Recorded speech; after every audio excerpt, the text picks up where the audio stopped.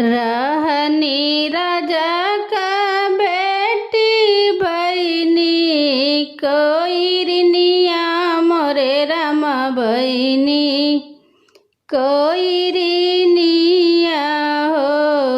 हे राम नाही जननी बयगन कहाल न हो राम। बैगन तोड़ गई अरे ओही बैगन बगिया मोरे राम ओही बैगन बगिया हो।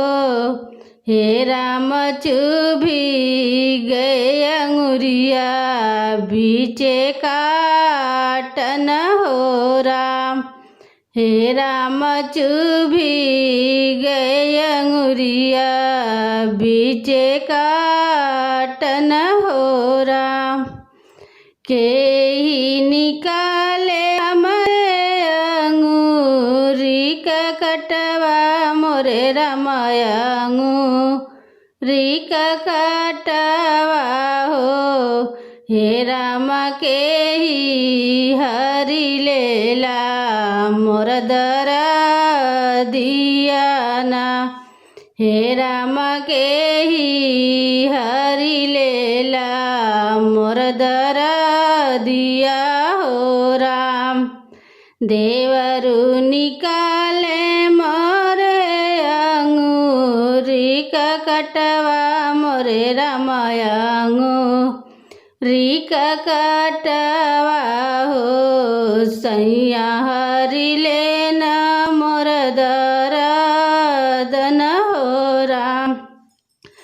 तोह के मोदेव देवरु हाथे कय अंगूठिया मोरे राम हाथे कय अंगूठिया हो।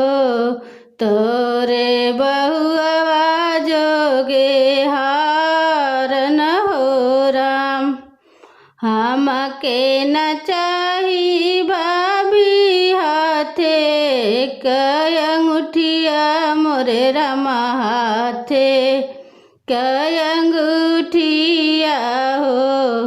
हमारे भय हुआ जोगे नहार न हो राम।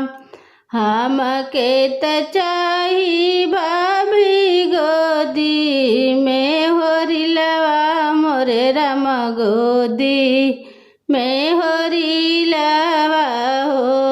चाचा जेही कही के पुकार